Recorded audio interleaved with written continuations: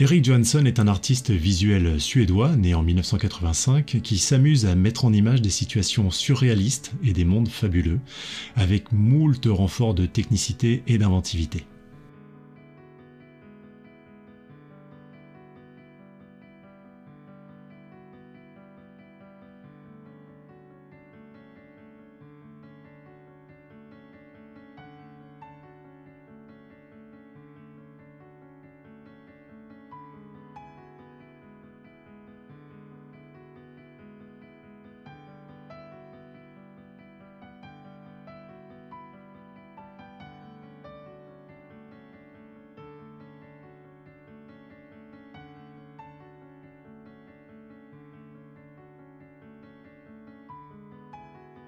En parcourant ses créations, au-delà de la réalisation qui est au top, on perçoit la teneur ironique et souvent amusante des situations absurdes ou poétiques dans lesquelles se retrouvent ses protagonistes.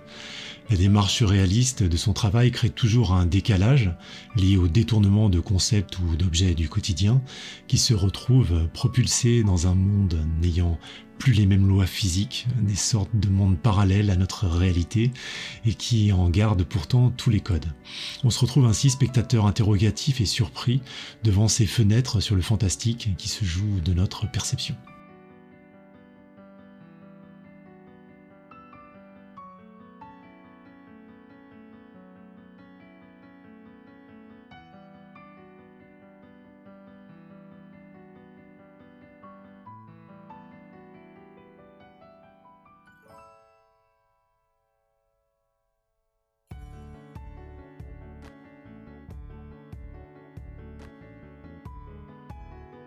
Pour être depuis tout petit un fan absolu du travail de l'illustrateur Escher, j'ai usé jusqu'à la trame le recueil de ses illustrations que j'avais et j'en recopiais à gogo, il m'était impossible de rater l'affiliation du travail de Johansson avec celui de son illustre prédécesseur Moritz Cornelis MC Escher.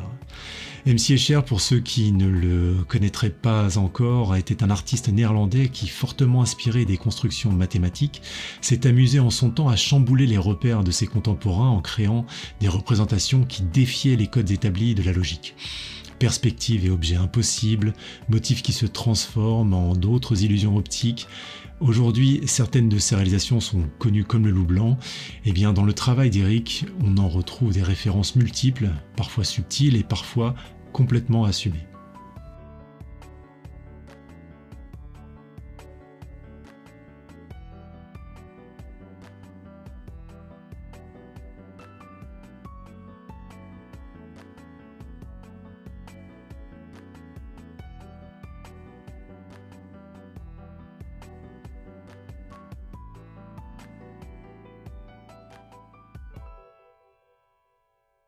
Avec Erik Johansson, on nage clairement dans le photographisme, la photomanipulation. Il utilise avec une sacrée dextérité Photoshop pour rassembler toutes les parties du puzzle qu'il a savamment photographié auparavant. Cette étape, même si pas la plus compliquée de son flux de travail selon lui, n'en reste pas moins un long processus pouvant aller de la journée à quelques semaines complètes de post-production et d'ajustement de calque qui se comptent par centaines, comme vous pouvez l'imaginer, de masques et j'en passe. Je vous mets d'ailleurs dans la description le lien vers sa chaîne YouTube sur laquelle il partage bon nombre de vidéos qui expliquent ses projets, vidéos qui au passage regorgent elles aussi d'idées de mise en scène tout aussi créatives et excellentes.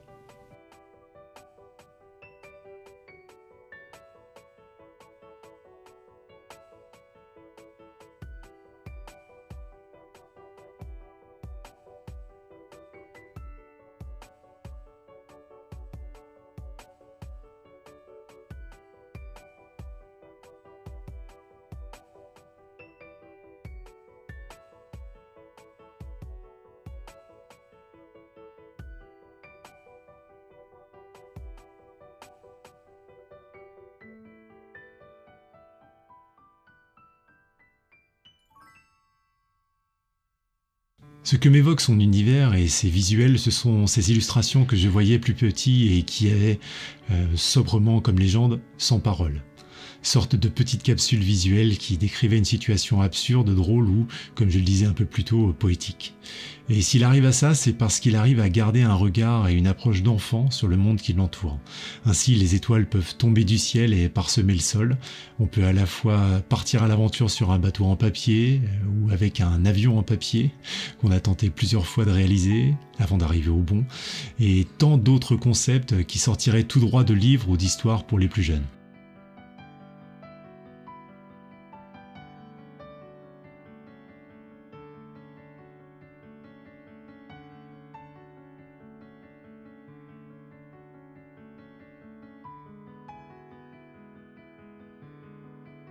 Moi, je suis un grand fan d'Eric Johansson depuis que j'ai découvert ses premières images, il y a maintenant plus de 10 ans, et je continue d'être émerveillé par la qualité de son travail.